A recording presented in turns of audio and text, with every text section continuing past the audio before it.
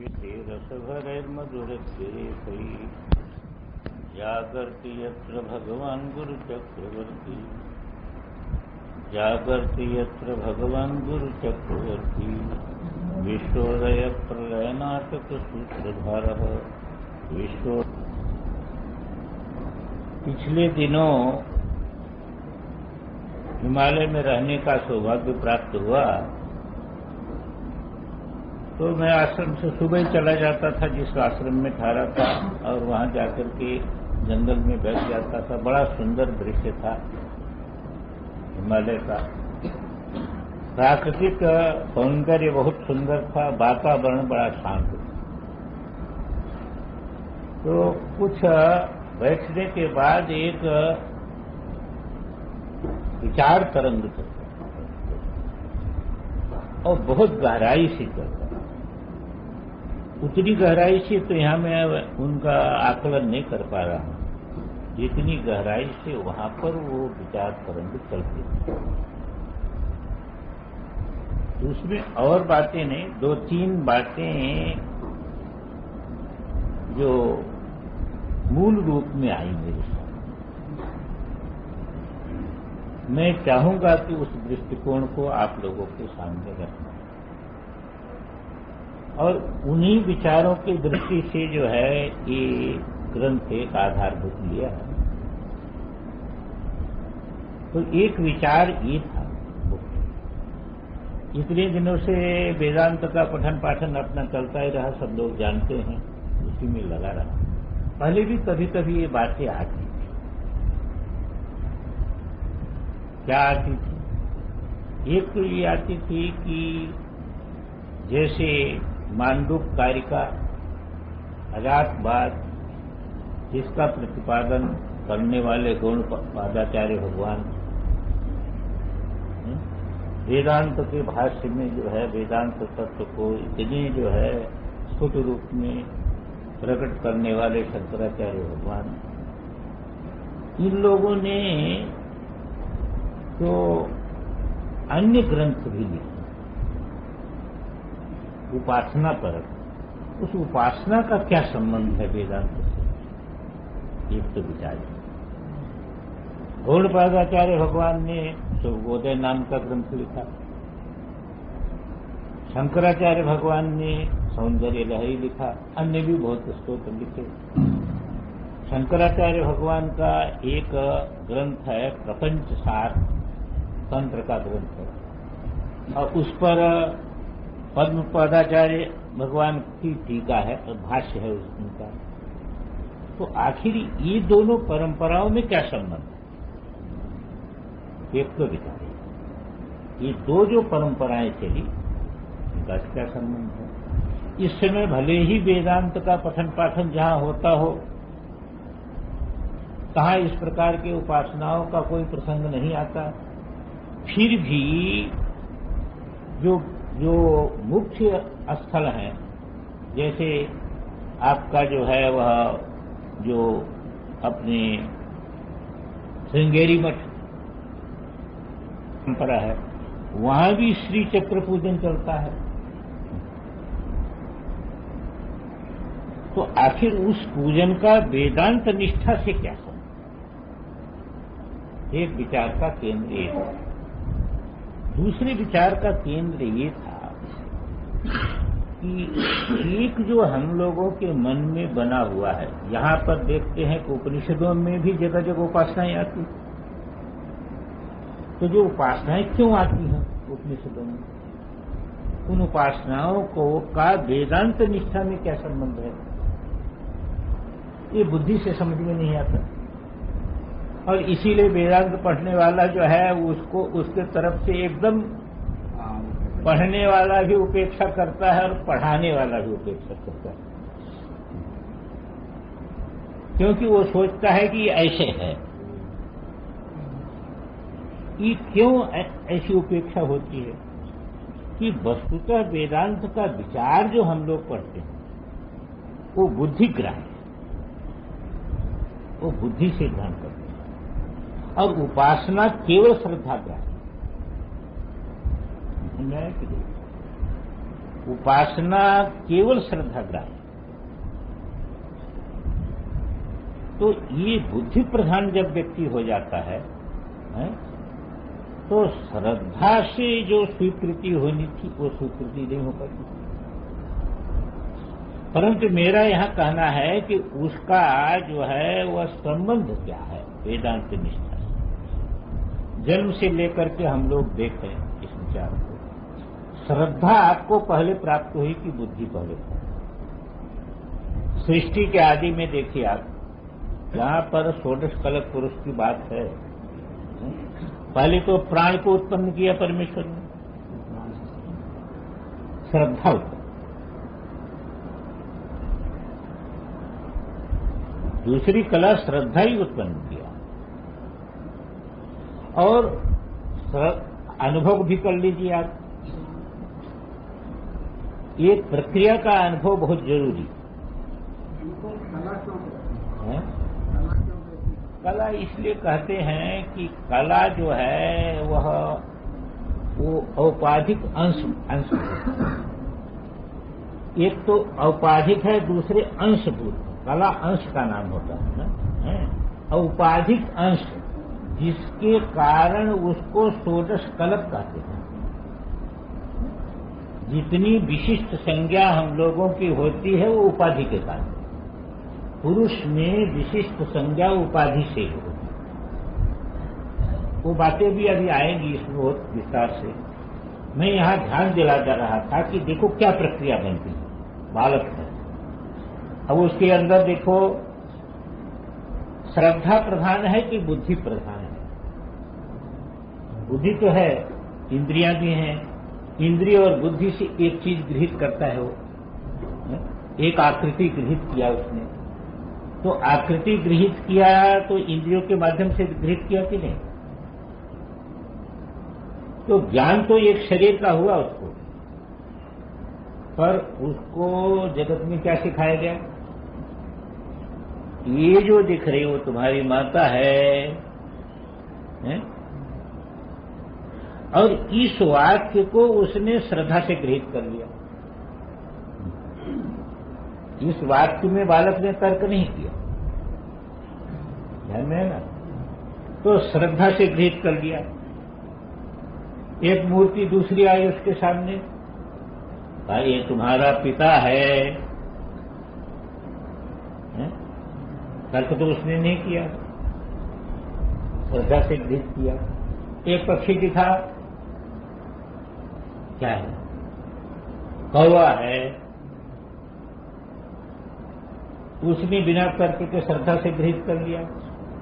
यदि आपके अंदर श्रद्धा नहीं होती पहले से, तो इस प्रकार की ठोस गृहिती नहीं हो पाती।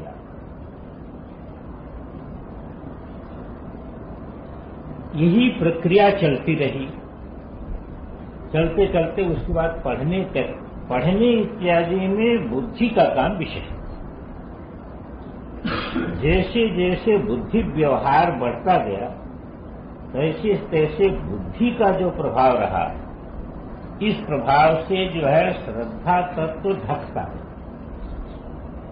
यद्यपि वो इतना बड़ा बल था, बहुत बड़ा बल था, और हमारी स्थिति अभी ऐसी हो गई कि हम लोग भावना की सृष्टि को बहुत कमजोर मानने लगे। और उसको देखो बता दिया गया वो भावना की सृष्टि की ही प्रबल है। आपके जीवन में भावना की सृष्टि प्रबल है, आप नहीं इसको काट पाते कि ये माता नहीं है, ये पिता नहीं है, ये कौवा नहीं है, ये मेरी जाति नहीं है, ये मेरा घर नहीं है, इसको काटना कितना बुद्धि का पूर्णतया बताए विषय में समर्पण ही श्रद्धा जैसी मालूम पड़ती है। हाँ, तो माने वो श्रद्धा तो वही है ना। समर्पण क्या है? देखो वहां तो समर्पण था, ध्यान में कि नहीं, क्योंकि बुद्धि विकसित नहीं हुई। पर जब वो बुद्धि के ज्ञान के साथ हमारी अहंता उभरी, तब वो क्या किया कि श्रद्धा को ढकने लगी। ये स्वाभाविक, क्योंकि अहंकार आ गया ना। अहम का श्रद्धा, अहम समर्पण ही श्रद्धा में जो है मुख्य है। और जहां सीमित अहम आएगा वहां श्रद्धा ढकेगी। और ढकने के बाद एक आजकल जो सबके चित्त में है, ये देखो हम लोग देखते हैं सारी सृष्टि के पहले हमेशा जितने सृष्टि वाक्य हैं वो क्या हैं? सदैव सौम्येदमग्रासीद एक देवा द्वितीयम आत्मैवेदमग्रासीद नान्यत् किंचित् आता है कि नहीं? मतलब ये जो परिदृश्यमान जगत है इसको शास्त्र क्या बताता है? मूल में एक मेवा द्वितीय वही ले जाता है। अब उससे जो सृष्टि हुई है वो सृष्टि कैसे हुई? जो माया शक्ति से हुई। तो ये जो सृष्टि हमको दिखाई दे रही ये माइक है कि नहीं? ये सृष्टि माइक है। और ये माइक सृष्टि के साथ तुम्हारे भावना का संबंध है। तुमको जैसा बता दिया गया सृष्टि में उसी प्रकार तो भावना प्रधान होने पर भी व्यक्ति आज जो है भावना के महत्व को नहीं समझ रहा है। क्यों नहीं समझ रहा है? कि उसकी सीमित अहंता जो है ना वो विकसित हो गई। तो अब विचार अपने को क्या करना है कि एक तो ये समझने का प्रयास करना चाहिए कि भावना का जगत इस माइक जगत से प्रबल है। उपासना की सृष्टि भावना की सृष्टि, भावना का जगत इस माइक जगत से प्रबल है।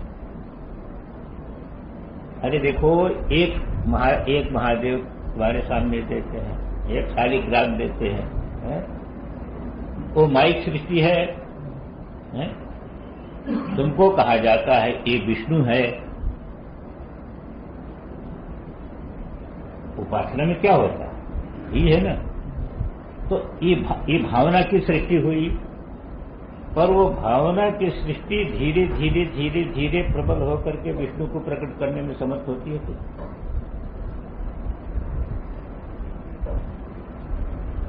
तो माइक सृष्टि को एक रहस्य ये ध्यान में रखना चाहिए हमको। माइक सृष्टि के सत्यत्व को शिथिल करने के लिए भावनात्मक सृष्टि का बहुत बड़ा हाथ है। माइक सृष्टि का जो सत्यत्व है इस सत्यत्व को अंदर से शिथिल कर देने के लिए वास्तव ज्ञान से होगा, वास्तव ज्ञान से होगा, पर शिथिल करने के लिए भावनात्मक सृष्टि का बहुत बड़ा महत्व है। ध्यान में एक बात नहीं, यही एक उपासना तत्व का रहस्य। उससे जब तक आप शिथिल नहीं करेंगे तब तक एक बुद्धिगत अहंकार में केंद्रित जो आपका ज्ञान है कभी भी इस माइक जगत को बाधित करने में समर्थ नहीं हो।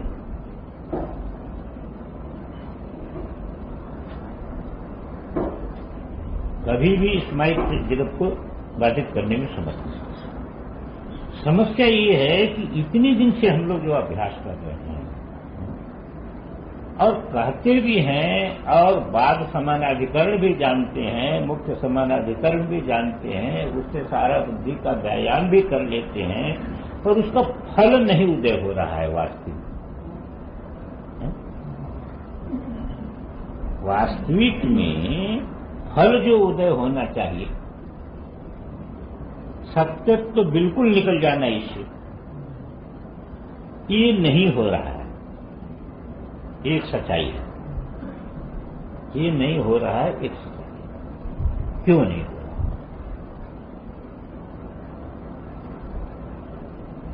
अब विचार करके देखें आप कि सृष्टि की आदि में हम देखते हैं तो परमेश्वर जो अनुभूति आप एको हम, अब यहां पर विचार आ रहा है एको हम में जो अहम है,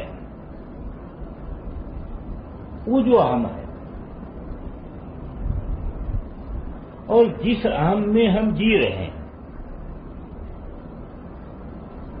ये दोनों में जमीन आसमान का अंतर है कि नहीं? भाई वह अहम भी आपका है?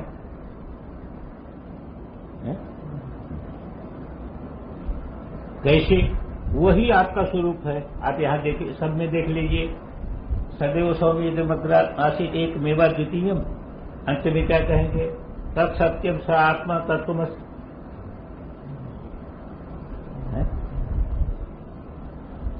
तो वहां जो ईक्षण हुआ, सब में जो ईक्षण हुआ है, तो वो ईक्षण वाला जो सत्य है, वही सत्य है, और वही आत्मा है, और वही तुम्हारा स्वरूप है।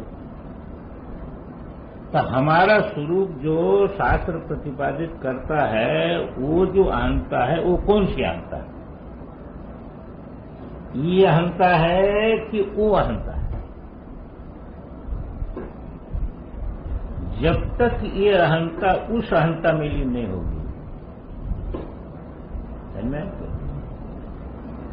तब तक हम जो है वो अहम ही हमारा परिशुद्ध नहीं हुआ ना। अहम परिशुद्ध नहीं हुआ। अहम इसी बुद्धि को साथ में लेकर के बोलता है।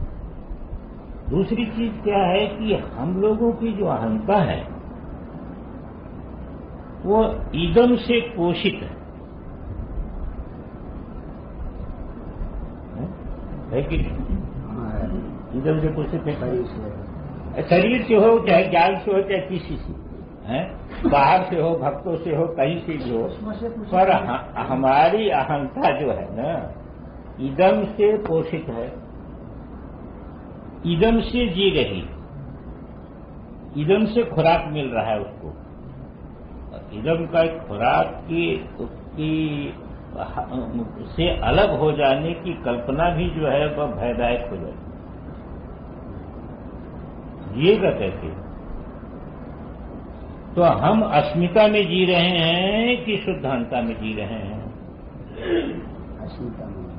अस्मिता में जी रहे हैं, स्वामी जी। और अस्मिता क्लेश है, अस्मिता क्लेश है। तो ये चीज एक बहुत बड़ी विचारणीय है। हाँ, ग्रंथि हो गई कि नहीं है? क्योंकि हमारी अहंता का पोषण कहां से मिल रहा है? बिल्कुल इदम से मिल रहा है, वही फर्क मिल रहा है। और इदम से पोषित जो अहंता होगी वह अस्मिता ही होगी, और अस्मिता क्लेश का नाम है। वो क्लेश जब तक जो है वह हमारी अहंता की स्थिति है, तब तक जो है हम कैसे सोच सकते हैं? केवल जो है सोचने मात्र से तो कोई मुक्त नहीं हो सकता। अब उस अहंता का आप विचार जो है, उस अहंता करके विचार करते हैं। वो अहंता को ये सीमित अहंता जो हमारी अस्मिता रूप है, ये अस्मिता का विषय नहीं बन सकता। उस अहंता में ये कल्पित है, इसलिए विषय तो बना नहीं सकते। इसलिए जो फल नहीं उदय हो रहा है, जो हमारे जीवन में फल नहीं उदय हो रहा है, आखिर फल उदय न होने का जो है वह क्या था? आप विचार करके शास्त्र में देखिए। सांख्य शास्त्र है स्वामी जी, योग दर्शन की क्या जरूरत है? सिद्धांत जब एक है, सिद्धांत जब एक है, तो योग दर्शन की क्या जरूरत?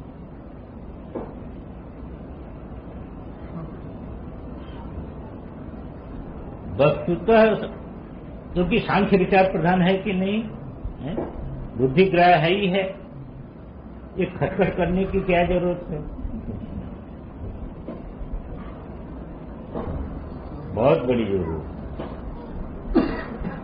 सांख्य सिद्धांत को अनुभव करने के लिए योग की जरूरत है, क्योंकि बुद्धि में सबसे बड़ा दोष यही है और कुछ नहीं। बुद्धि में अहंता हमेशा रहेगी साथ में, ये सीमित बुद्धि में एक चीज। बुद्धि में चालाकी हमेशा रहती है ना। हृदय शक्ति जो है उसमें चालाकी नहीं है, जो श्रद्धा है उसमें चालाकी नहीं है कहीं, पर बुद्धि में चालाकी। अनुभव करके देख लीजिए, बुद्धि धोखा देती है, तो उसके साथ अहंकार है, और अहंकारो धियम ब्रूते, ये अहंकार बुद्धि को सिखाता रहता है। सुप्तम मां प्रतिबोधय, क्यों? उत्थिते परमानंदे नत्वम नाहम न वै जगत। अपना नाश कौन चाहता? बुद्धि के साथ हमेशा अहंकार। तो यहां पर जिस प्रकार से सांख्य अनुभूति के लिए योग दर्शन की जरूरत है, इसी प्रकार गौड़पादाचार्य जी के अजातवाद को जो है वह अनुभव करने के लिए शुभगोदय की जरूरत है।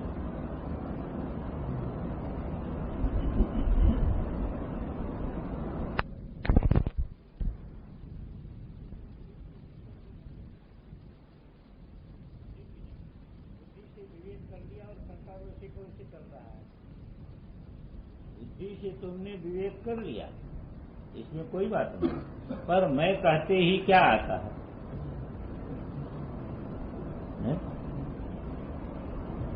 ये ना दृष्ट, वहां भी देखो, सांख्य में भी, योग में भी देखो, ये जी जरा गंभीरता से स्वामी जी विचार करिए तो वैराग्य ही हेतु, अपर वैराग्य पर वैराग्य है। हाँ, वैराग्य।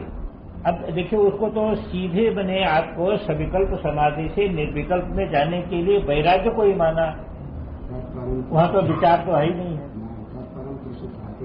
बस वो पर वैराग्य ही हेतु है, दूसरा तो कोई हेतु नहीं, दूसरा तो कोई हेतु नहीं, बुद्धि का काम नहीं, वैराग्य कोई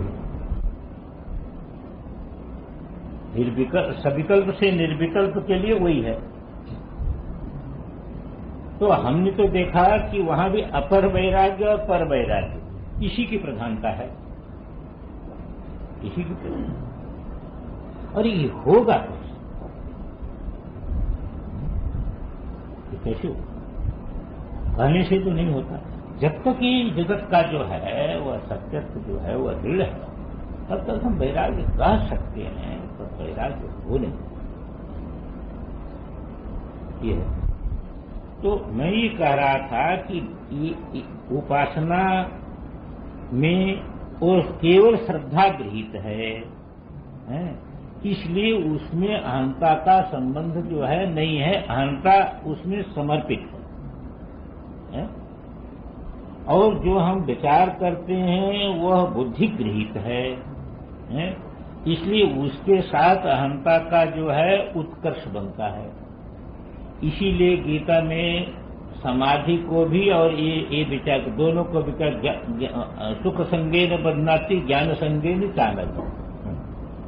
सात्विक है, इसमें तो कोई संशय नहीं, समाधि भी सात्विक दशा है और विचार की पराकाष्ठा भी सात्विक दशा है। पर वो अहंकार रहने, उस तत्व के साथ संबंधित जो अहंकार है उसके कारण वो सुख भी बांध देता है, ज्ञान भी बांध देता है, बांध देता है। तो मैं ये कह रहा था कि उपासना एक ऐसी पद्धति है जिस पद्धति के द्वारा इसका सत्यत्व निकल जाएगा, भावना से निकलेगा। इसका सत्यत्व भावना से निकल जाएगा उपासना। और जब सत्यत्व इसका जो है शिथिल हो गया है, तब तुमको कठिनाई नहीं है अनुभूति। और जब तक जो है ये नहीं निकलेगा तब तक तुमको उसी बुद्धि का बल रहेगा और तो कोई बल रहेगा नहीं। दूसरी चीज क्या है कि उपासना में यानी देखो योग दर्शन जैसा क्रिया योग प्रधान ग्रंथ उस ग्रंथ में भी ये आया ईश्वर प्रणिधानाद्वा सारे के सारे क्रिया योग के द्वारा प्राप्त होने वाले जो आपके वैभव हैं वह केवल ईश्वर प्रणिधान से प्राप्त। इसका मतलब ये है कि जो सीमित अहंता का अर्पण है ईश्वर प्रणिधान ये एक बहुत ही जो है शक्तिशाली साधन है। और इस शक्तिशाली साधन के लिए आपको जो है वह श्रद्धा गृहित उपासना ही जो है वह सहायक बनेगी और क्या बनेगा। तो आपकी कमजोरी जो दूर होगी वह इसी से दूर होगी। तीसरा इसको विचार करने का तात्पर्य ये भी है कि देखो उपासना का स्वरूप शास्त्र में एक नहीं है। अरे एक कैसे है व्यवहार में भी देख लो। एक व्यक्ति किसी की जो है मान लीजिए कि एक व्यक्ति जो है वह कहीं से उपासना देवता का करता है। अब वो उसके मन अंदर कामना है जगत की, ध्यान में कि नहीं, या संत के पास जाता है आशीर्वाद लेता है, जगत की कामना है, तो वो काहिक उस उपासना का संबंध कहां से जाएगा। तो क्या इसी प्रकार की और दूसरा देखो एक मुमुक्षु है वो भी महादेव को जल चढ़ाता है, तो दोनों की उपासना एक होगी क्या। दोनों की उपासना का स्वरूप एक है। इसलिए ये जो है यहां पर जो प्रसंग आएगा उस प्रसंग में दो तीन विचार एक है।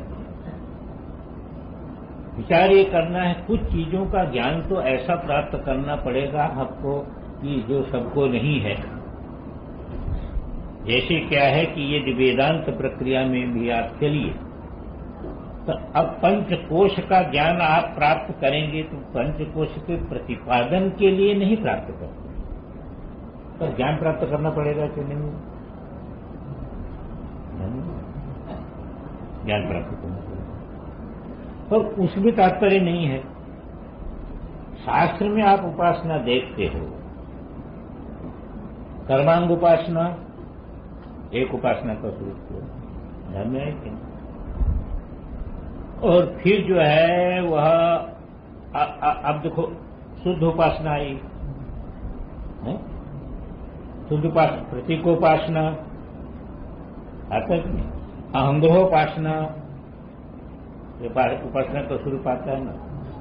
अब प्रतीकोपासना में संपत्ति उपासना में अब यही देखो मानस का ही विभिन्न प्रकार से होगा। अब देखो रत्न ही कल्पित मानसम है तो मानस पूजन स्तोत्र, तो बाहर जैसे पूजा की जैसे पूजा होती है इसी प्रकार की पूजा मन से करना, ये तो तात्पर्य है ना। बाहर तो दरिद्रता भी है, मन में दरिद्रता नहीं है, इसलिए तुम रत्न का सिंहासन रख सकते हो देवता के लिए, गंगोत्री का जल ले सकते हो, गोमुख का जल ले सकते हो, स्वर्ण के पात्र में ले सकते हो। कौन सा पुष्प कौन सा कमल है जो तुमको प्राप्त नहीं है मन में, तो ऐसा दिव्य पूजन कर सकते हो। फिर उसका आधार क्या होता है, आधार जो बाहर की उपासना है ना वही आधार हुई। अब दूसरा देखो आत्मा तो हम यहां पर कौन सी उपासना, तो देखो संपत्ति उपासना हो गई, सीधे संपत्ति हो गई कि नहीं। आत्मा तुम गिरिजामती,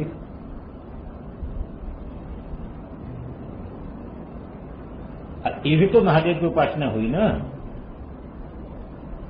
पर यहां कोई प्रक्रिया नहीं करनी पड़ी, सीधे आ गए, ये संपत्ति उपासना हो गई है ना।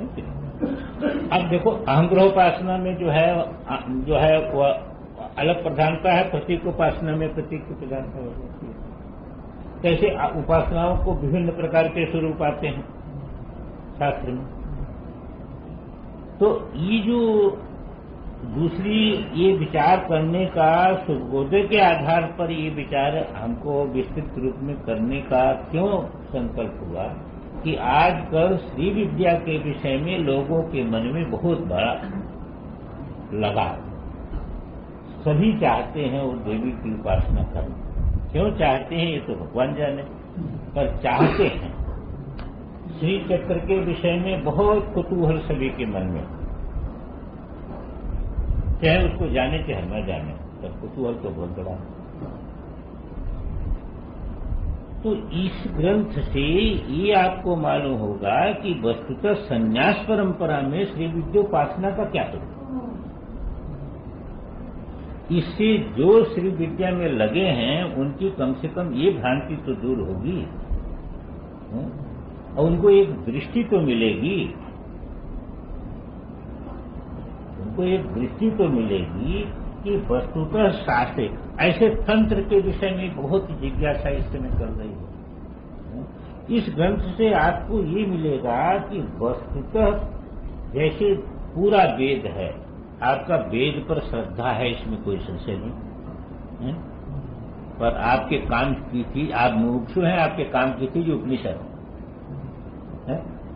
ऐसे तंत्र का बहुत बड़ा विस्तार है, इसमें तो कोई प्रकार का संशय नहीं, पर उसमें से आपको कौन सा कितना गृहित करना है। अरे भाई तंत्र का तो बहुत बड़ा विस्तार है, बड़ी बड़ी सिद्धियां भी उसकी हैं, आपको कितना गृहित करना है। और वो गृहीति आपके वेदांत निष्ठा में कैसे सहायक है, ये विचारने विषय है। तो इसलिए इसको सुनने के विषय में हम लोगों को थोड़ा जो है श्री चक्र के विषय में भी एक ज्ञान प्राप्त करना है, वो समय से बताए। अब तीसरी चीज जिसकी तरफ अपने को ध्यान देना, तंत्र की दृष्टि और वेदांत की दृष्टि, इसको जरा सूक्ष्मता से समझने का प्रयास करें। जितने हम सृष्टिवाद के देखते हैं, सभी सृष्टिवादियों में मूल में एक तत्व ऐसा आता है जो एकमेवा द्वितीय, और इदम शब्द को लेकर के जब हम विचार करते हैं तो यही लगता है कि ये जो दिखाई दे रहा था इसका भी मूल स्वरूप वही है। और वहां भी ईक्षण की बात आती है, वहां भी अहम की बात आती है, तदैक्षत। पर ये विचार हमको करना है कि जब पंचभूत उत्पन्न नहीं हुई अभी, आपका मन ईक्षण करने वाले मन बुद्धि किससे बनता है? सूक्ष्म पंच महाभूतों से। अब महाभूत अभी उत्पन्न नहीं हुए, महाभूत उत्पन्न नहीं हुए, तो जब महाभूत उत्पन्न नहीं हुए तो ईक्षण का क्या स्वरूप होगा भाई? एको हम, अब अहम शब्द तो आ गया, पर न अभी वर्णों की उत्पत्ति है, न नाम की उत्पत्ति है, न रूप की उत्पत्ति, दोनों की उत्पत्ति नहीं है। तो वर्ण भी अभी उत्पन्न नहीं हुए हैं और जो है रूप भी अभी उत्पन्न नहीं हुआ है, तो उस अहम का क्या दृष्टि इतने है कि मूल जो जिसको हम ब्रह्म कहते हैं, आखिर आपको सृष्टि परंपरा के लिए माया तो माननी पड़ती है, बिना इसलिए जहां भी कारण में आप जाएंगे आपको कहना पड़ेगा सविशेष। उसको यदि उपनिषदों को देखे तो सविशेष निर्विशेष तो कोई अंतर नहीं करता, सीधे बोलता है। तो को मानना तो पड़ेगा, माया कल्पित हुई तो माया कल्पित करने की शक्ति किसमें?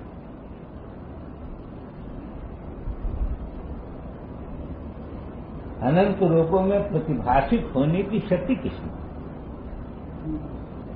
अभिव्यक्त अनभिव्यक्त में शक्ति अनभिव्यक्त, पर शक्ति ब्रह्म की है, क्योंकि ब्रह्म सत्ता से अतिरिक्त तो कोई न माया हो सकती है न कोई शक्ति। ध्यान में है कि नहीं? परंतु आप जो है ये नहीं कह सकते कि ये ब्रह्म और शक्ति, ये दो शब्द का प्रयोग नहीं कर सकते। तो शक्ति का मूल कहाँ है? इसमें तंत्र में एक विलक्षणता है। देखें, कभी भी शिव कहेंगे तो शक्ति के बिना नहीं होगा वो, और कभी भी शक्ति कहेंगे तो शिव के बिना नहीं होगा। और प्रत्येक शरीर के कोई शरीर है, स्त्री शरीर है, पुरुष शरीर है ना? स्त्री पुरुष आप व्यवहार कर रहे हैं,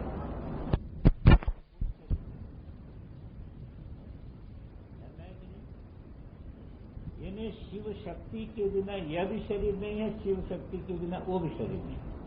पर व्यवहार में उसको स्त्री कहेंगे, उसको पुरुष कहेंगे शरीर को लेकर। ये ध्यान में है कि नहीं? तो इसी प्रकार वहां से लेकर के यहां तक जितने शब्दों का प्रयोग है, संत की दृष्टि में कभी भी शिव से शक्ति को अलग नहीं कर सकते आप, शक्ति से शिव को अलग नहीं कर सकते।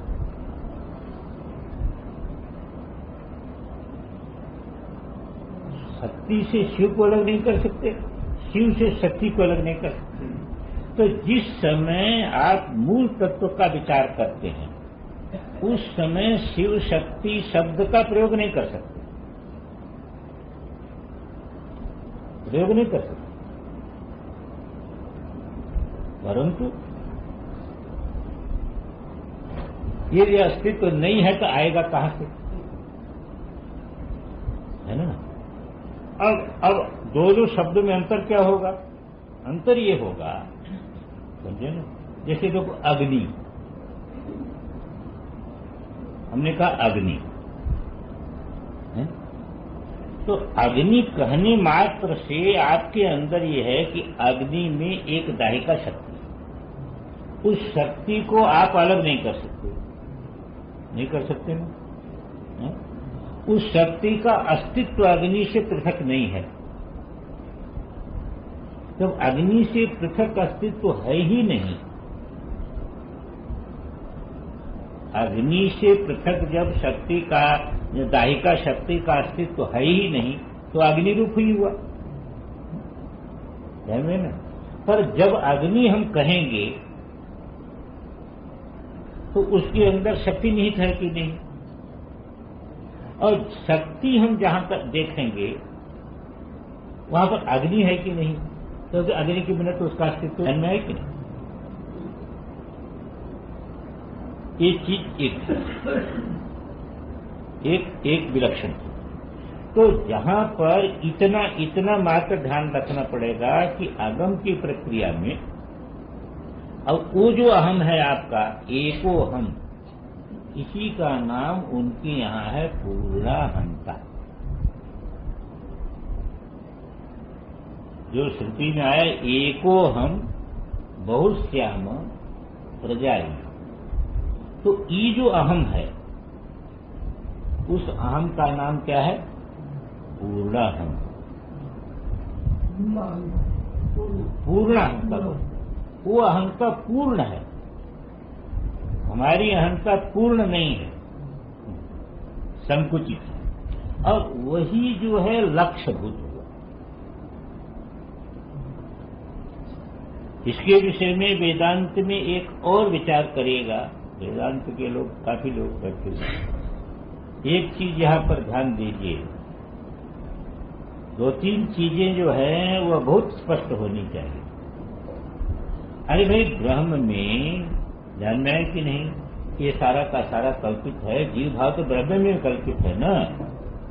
है? ये शोधन सीधे सांख्य के समान क्यों नहीं कर देता वेदांत? उपाधि का निरीक्षण कर दो, काम खत्म हो गया है? ये तत्वों में से क्यों ले आने के काम? तो हम लोग खाली त्वम की उपाधि का निरसन कर दो। एकता न कर, हम कहते त्वम के उपाधि का निरसन कर दो। सांख्य को यही करना है ना, उपाधि का निरसन कर दो तुम, काम बन गया। पर कहीं भी वेदांत प्रक्रिया में चीज नहीं मिलेगी।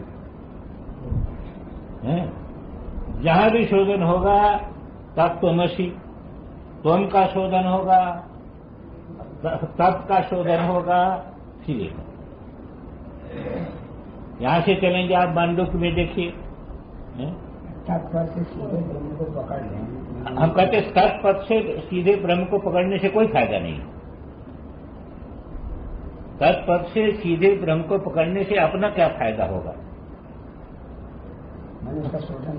भाई हम कहते हैं देखो उसका शोधन करते हैं वेदांत प्रक्रिया में, करते हैं ना, वेदांत प्रक्रिया में उसका शोधन करते ही हैं। ध्यान में है कि नहीं? यहां देख लीजिए आप, मांडुक्य में देख लीजिए आप, विश्व और फिर विराट को क्यों ले आया? तो 19 मुख में और ये जो है सप्तांग में सीधे जो है वह समष्टि के साथ क्यों संबंध किया? क्या करने की जरूरत थी? इसी अंगों का निरसन कर लो। तो ये विश्व विराट की एकता क्यों करते हैं? तेजस हिरण्यगर्भ की एकता क्यों करते हैं? प्राज्ञ और ईश्वर की एकता क्यों करते हैं? इसकी करने की क्या जरूरत? क्या सांख्य के अनुसार यदि त्वम पदार्थ का शोधन कर ले तो उसको जो मुक्ति प्राप्त होगी वही मुक्ति वेदांत के ज्ञान से वही मुक्ति प्राप्त होनी है कि दूसरी मुक्ति प्राप्त होनी है? एक चीज ये विचारनी। दूसरी चीज ये विचारनी है कि जो प्रतिफलन होता है ये भी बहुत विचारनीय विषय है। शुद्ध जो ब्रह्म है उसका प्रतिफलन बुद्धि में हुआ है या बीच में ईश्वर है?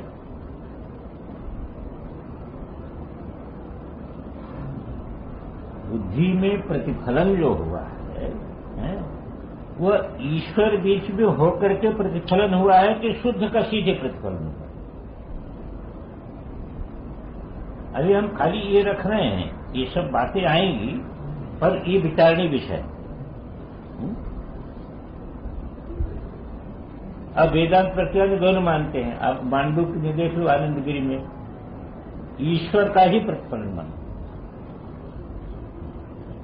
आनंदगिरी में देख लो, शुद्ध का प्रतिफलन है कि ईश्वर बीच में है? ईश्वर का प्रतिफलन है। कुछ और बातें वेदांत में विचारनी है। अब इधर तो अव्याकृत आत्मा जब बोलते हैं, ईश्वर को अव्याकृत आत्मा बोल देते हैं, तो ये भी विचारनी एक विषय है कि कई जगह श्रुति आती है अव्याकृत की भी उत्पत्ति मानते हैं। जहां पर अव्याकृत की भी उत्पत्ति माना है, अन्नम का अर्थ जो है अन्न उत्पन्न हुआ, अन्न का अर्थ कर दिया अव्याकृत है। तो हमें ध्यान है ना? हाँ, अव्याकृत। अब देखिए उदाहरण में आया कहा है। हाँ, और जो है वह अव्याकृत की भी उत्पत्ति मानते हैं। ये अव्याकृत की उत्पत्ति है, समझे कि नहीं? ये एक गंभीर विषय ये भी वेदांत में विचारनी है कि अव्याकृत की उत्पत्ति कैसे मानते हैं? हाँ, इसीलिए कहा कि अनात्मा अव्यक्त पर्यंत है। और जहां पर आता है ना वो एक श्रुति हम बोलेंगे आपको जिसमें अव्याकृत की उत्पत्ति माना, हाँ, निरसन करने के लिए अव्याकृत की उत्पत्ति माना। तो ये भी विषय एक विचारणीय विषय है, समझे कि नहीं? और ये विषय विशेष विचारणीय है कि ईश्वर का, क्योंकि ईश्वर का प्रतिफलन यदि यहां होगा, ध्यान में है ना, तो ईश्वर पूर्वक जाएगा शुद्ध में। और शुद्ध का प्रतिफलन यदि होगा तो सीधे शुद्ध में जाएगा। फिर प्राज्ञ और ईश्वर की एकता करने की क्या जरूरत है वहां पर? प्राज्ञ और ईश्वर को एक साथ करने की क्या जरूरत है? ईश्वर रूप पहले लेने की क्या जरूरत है? जैसे ईश्वर कहता है ना, क्षेत्रज्ञ क्या विमान विधि, अरे क्षेत्र क्षेत्र के विभाग कर लिया, काम हो गया है? और नहीं काम हुआ अभी है, नहीं काम हुआ। आपका जो अहम है ना, आपके जो ये क्षेत्रज्ञ है, ईश्वर रूप होना चाहिए पहले। गीता की प्रक्रिया से आप देखेंगे ईश्वर रूप होना चाहिए ना। हाँ, प्राज्ञ और ईश्वर का एकत्व, इस एकत्व की क्या जरूरत है? मांडूक्य में आप देख लीजिए, गीता में देख लीजिए, जब कहा क्षेत्रज्ञम चापि माम विद्धि सर्व क्षेत्रेषु भारत है, तो क्षेत्र देखो शब्द का क्षेत्र करके वही प्रतीत हो रहा है। इसका मतलब क्षेत्र की ईश्वर रूप होगा, मैं आपका ईश्वर रूप पहले होगा, ईश्वर रूप होकर के तब निर्विशेष में जाएगा। हाँ, ये जटिलताएं का समाधान होना बहुत जरूरी है। ईश्वर बने पहले तो ये ईश्वर मुक्त होगा। देखिए, ईश्वर नित्य मुक्त है स्वामी जी, ईश्वर मुक्त होगा तब हम मुक्त होंगे, यही तो भ्रांति है। नहीं, देखिए हम कहते हैं ईश्वर को अपने किस स्वरूप का ज्ञान है? ब्रह्मसूत्र आप पढ़ाते हैं, तो वो कौन सा सूत्र है? नहीं, आप देखिए वो सूत्र है नहीं, हाँ, स्थानतोपि, स्थानतोपि निर्विशेष। स्थानतोपि क्यों लिखा? उपाधि नहीं है। हाँ, उपाधि होने पर भी वो निर्विशेष